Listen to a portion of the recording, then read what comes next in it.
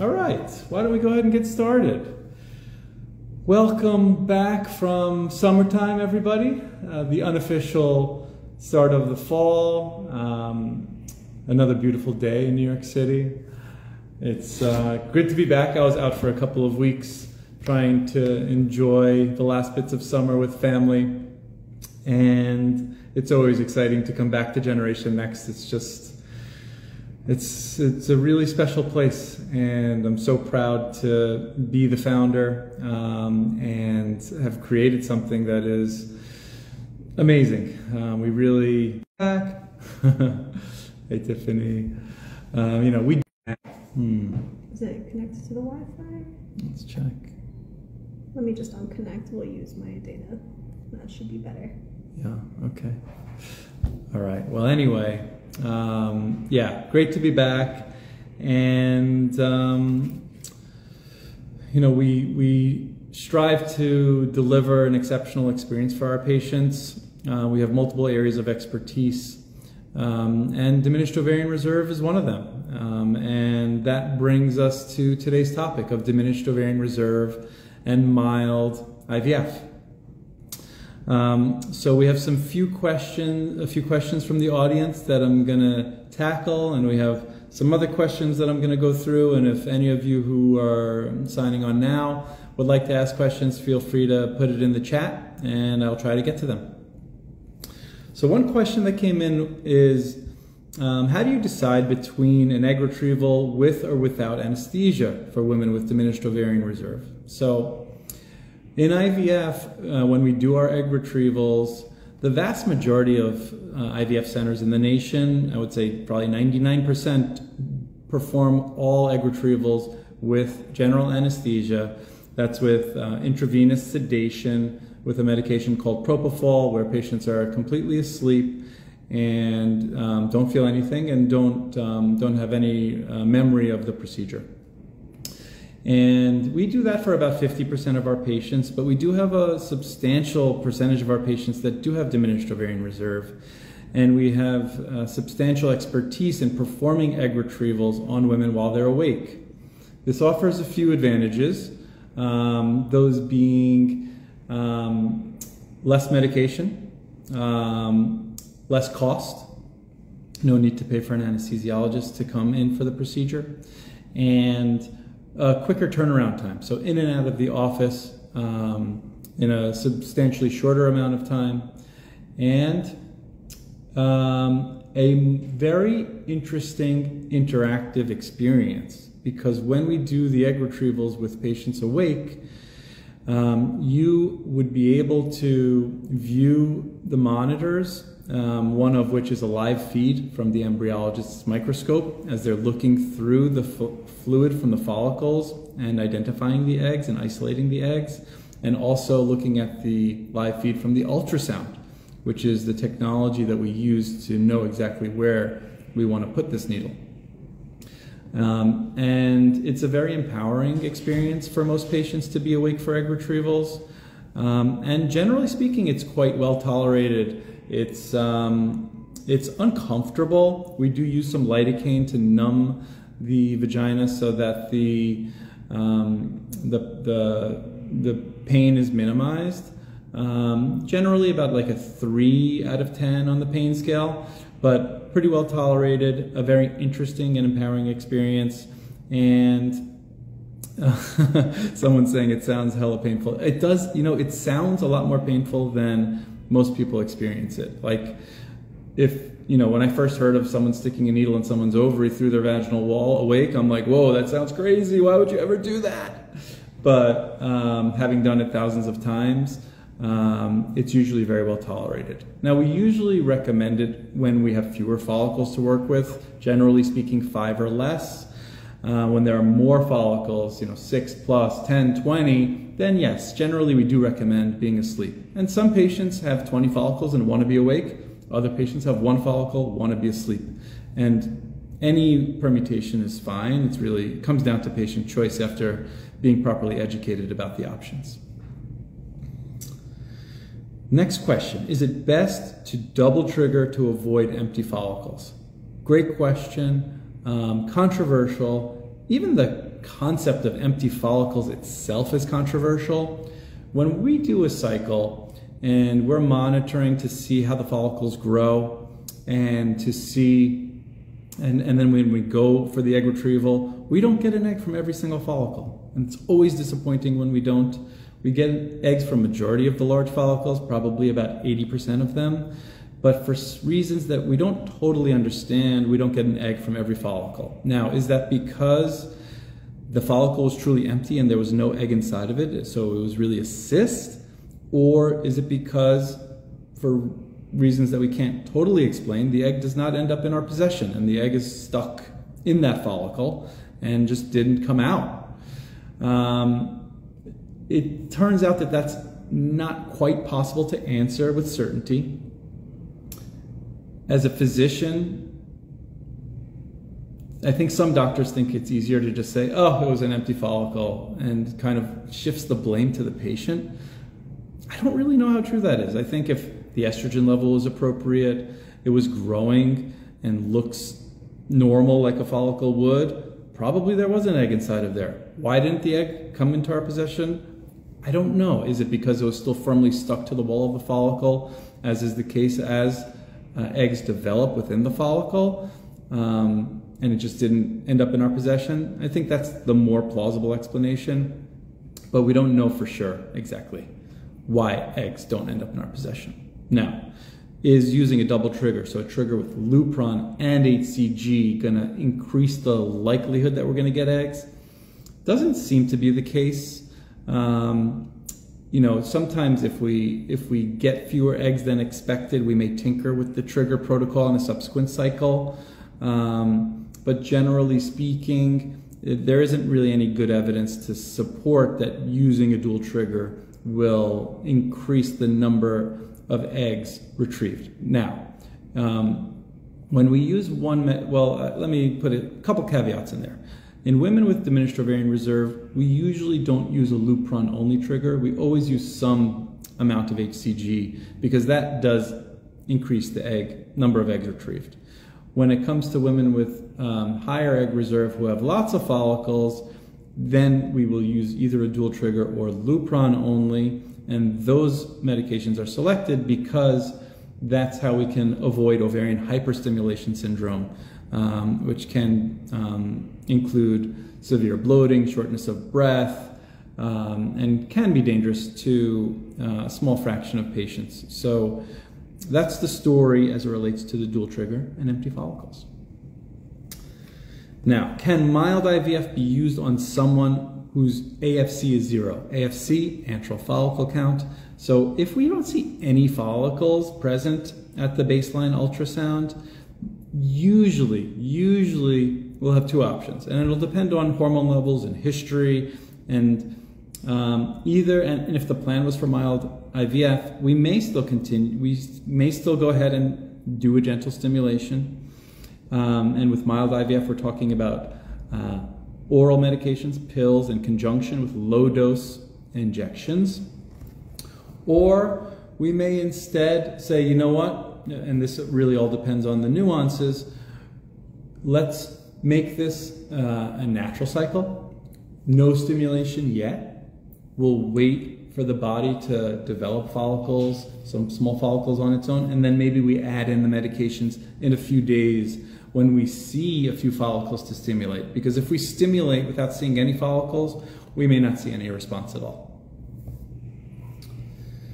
All right, some other questions. Mild IVF versus natural IVF. When would we recommend one over the other? That usually relates to the degree of the diminished ovarian reserve.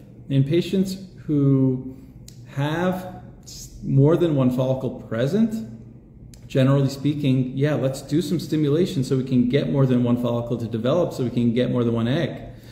But some patients don't have that luxury, and there's only one follicle present, and we're going to focus on that follicle, but we're probably going to allow the body's natural mechanisms to stimulate that follicle to grow and do everything it takes to get that one precious egg. And that's really another area of our expertise where we really differentiate ourselves from other centers. Is many centers will say, oh, your egg reserve is too low, you should just use donor egg. And like, oh my God, I can't believe they say it so glibly. We know that diminished ovarian reserve is a major concern, and we have a lot of successes with 1 egg per cycle in patients who have been turned away from other places and told that they have to use donor eggs. And listen, it's an option. Yes, is the likelihood of success with donor eggs going to be higher? Yes, it is, but not everybody's interested in that option, and not everybody's ready for that option. So until that's the case, we want to focus on using your eggs and your follicles and getting as many good quality embryos as we can. And usually that takes several attempts, but that's really the way to go. Question of, is this for women over 40? Not necessarily. Some women, some younger women have lower egg reserve, and they're great candidates for mild stimulation or natural cycle IVF. And in fact, we've had, some women have very, very low egg reserve, or even in the perimenopausal period in their 20s. And we've had great successes in women in that age group with our natural IVF and mild IVF protocols. And sometimes those are some of the biggest wins. It's when there are very, very few eggs available. Patients have been told, there's no chance, you shouldn't even bother with your own eggs, you should just go to donor. No, not necessarily, unless if that's what you want, absolutely. We can arrange that, and we have an amazing donor program with Dr. Haid and the rest of our team to help, patients who want to go that route. But it's a different journey for each patient, and if and when to pursue donor eggs is a deeply personal choice that is very, very delicate, and that needs to be treated accordingly. Would mild IVF lower my chances of having an embryo? So when it comes to mild IVF, it depends on where the egg reserve is. If egg reserve is higher, generally speaking, I would recommend a more aggressive stimulation with higher doses of medications so we can get more eggs and create more embryos and have more chances. When egg reserve is lower, however, there are biological limitations on how many eggs we're going to get. So even if we give the highest possible doses to someone with diminished ovarian reserve, we may still only retrieve 3 or 4 or 5 eggs. And that's okay. But if we give a mild protocol to that same person, we'll likely get the same number of eggs, and those eggs may be more likely to be higher quality and yield higher quality embryos. And that's the real key to mild stimulation. How does mild IVF affect FSH levels? So whenever we stimulate women in IVF cycles, some of the medications we use will raise the body's FSH or raise the FSH levels in the blood. Gonal-F and Follistim, for example, those are FSH that's created in the laboratory. And FSH is a naturally occurring hormone that's secreted by the brain to stimulate the ovaries. So FSH levels will increase with any IVF protocol, usually. Less so with the mild stimulation protocols. And that's part of the key, because too much FSH sometimes may lead to a paradoxical response where we don't see the ovaries respond at all because the FSH is so high and follicles don't grow at all. And that's really, not the situation we're looking for, of course. So it's a very gentle balance in women with diminished ovarian reserve, of utilizing the body's natural FSH, which tends to be increased in women with diminished ovarian reserve, with the medications that we have available to help promote the follicles to grow. Age limits for IVF. Great question. When I was training 42, 43, over that, I never really saw any successes. Very, very rarely 44. At Generation Next, we have had a good number of 44-year-olds, plenty, 45-year-olds, very good number, And now I have two 46-year-olds who are in their mid-trimester with embryos from their own eggs. And these are women who have been turned away elsewhere. No way, don't even try, there's no chance, donor eggs are only option. And they came to me and they say, listen, I want to try, I'm still menstruating, I'm still ovulating, I want to give it a shot. And I say, I don't see any reason why we shouldn't. Listen, the odds are low, very, very low. This probably isn't going to work, but I don't think there's any harm in trying. This is not something that's a risky procedure. The risks of IVF are very low. It's obviously not free, may or may not be covered by insurance. You know, there are some negatives to going through the process, but we tried, and both of them are now doing great and sending me pictures of their mid-trimester ultrasounds, and it's amazing. It's absolutely beautiful and heartwarming, and I'm ecstatic for them. And it's just it's a beautiful thing to be able to help people who, you know, may not have had the door open for them elsewhere to get to where they want to be. And listen, I'm not gonna beat around the bush. The majority of the time in that age group, we're not successful, and it's painful. Any failed IVF cycle is painful, but there is definitely a advantage or a benefit to allowing patients to go through IVF, even though the odds may be low, as long as they understand the odds and the risks. You know, we encourage that, and we feel like it's a very important part of the journey for many patients. For other patients, no. Other patients, you know, they want a baby as soon as possible, and if donor egg is the way to get there, then that's the direction they want to go, and that's totally fine as well. But not everybody fits into that category. What causes diminished ovarian reserve? Great question. I mean, women have the highest number of eggs that they'll ever have while they're still in their mother's uterus, around 20 weeks of pregnancy. And that number of eggs decreases throughout the rest of pregnancy until they're born, and then continues to decrease until puberty, and then throughout the reproductive lifespan until menopause, the number of eggs continues to decrease.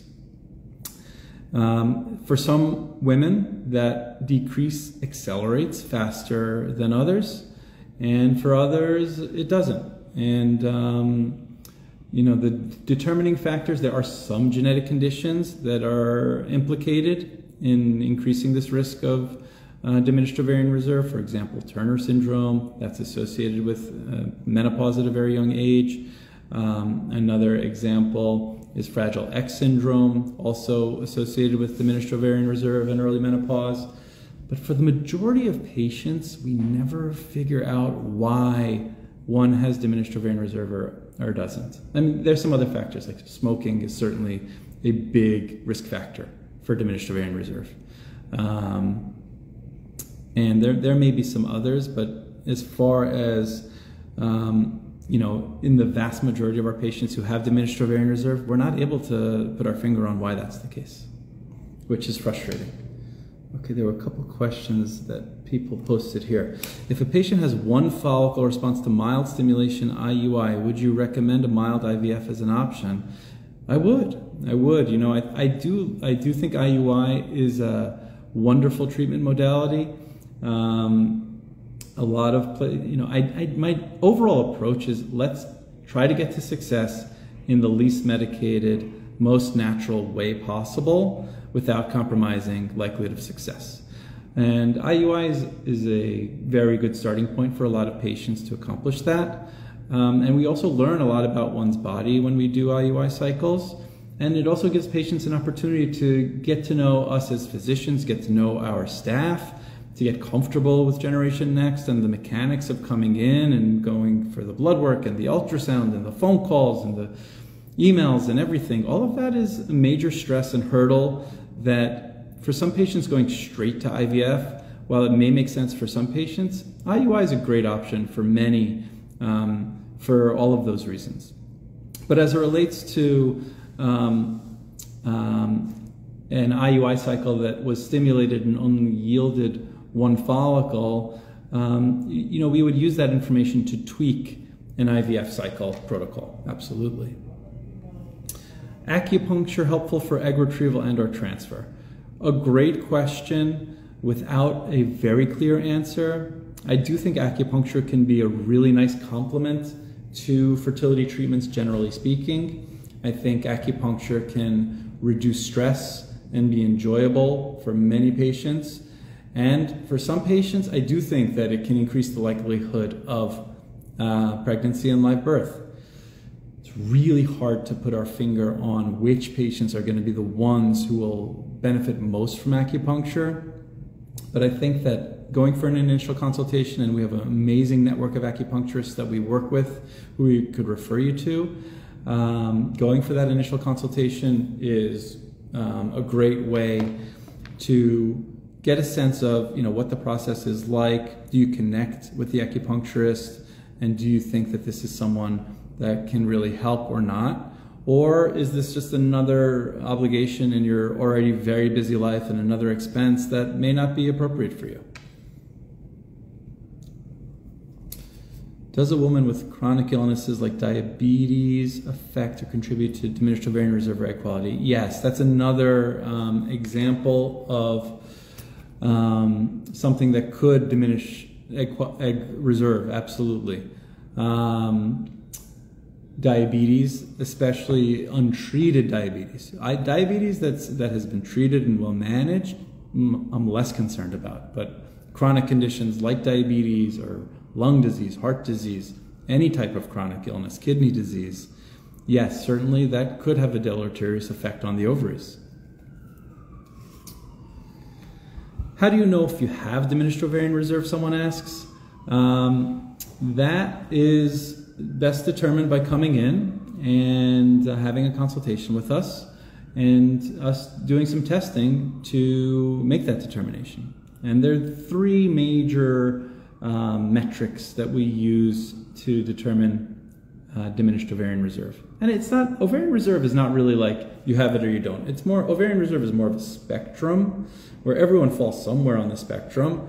Average ovarian reserve, higher than average, lower than average. And there are some kind of lines in the sand that may qualify for the definition. And those are, so the things that we're looking at are FSH, follicle stimulating hormone, where higher FSH is correlated with lower egg reserve. So it's an inverse relationship there that can be a little bit confusing. Then there is AMH, anti-Mullerian hormone, where we test that hormone level to see where someone stands in relation to ovarian reserve, and the higher the AMH level, the higher the ovarian reserve. And then there's the antral follicle count, the AFC, where we do the ultrasound and we count the number of follicles that we see, and that also correlates with the ovarian reserve. Okay. If I have a diagnosis of DOR, does that mean I have to start fertility treatments immediately? That's a great question. And I think for the vast majority of patients, it's unlikely that fertility is changing drastically month to month. Like you have to do it this month, otherwise next month they're going to be significantly fewer eggs and significantly lower likelihood of success. No, I really don't think that's the case. Life is life. We all have obligations and priorities. Women with diminished ovarian reserve do have more of a sense of urgency to get into treatment and try and, retrieve eggs and create embryos. Don't disappear for 2 years if you have diminished ovarian reserve. That I wouldn't recommend. But 1 month, 2 months of trying to get things in order. You're moving. You have a new job. You have new insurance coming. Whatever the case may be. You're not ready for whatever reason. Those are all, of course, totally important reasons that I'd say would trump a month or two of doing treatment. But those questions really need to be answered on a very, very individual basis. All right, I think we're wrapping up. Any other questions from the audience? If anything else is coming in, I'll keep an eye out for it. It's been such a pleasure as always. I do want to give a shout out for our next Instagram Live, Wednesday, September 14th, with my esteemed colleagues, Dr. Jessie Haid from Generation Next Fertility and Dr. Andrea Vidali, who is an expert in miscarriages and pregnancy loss. So look out for that. You'll see some postings from us on those topics. And until next time, thank you all very much. Take good care. Bye-bye.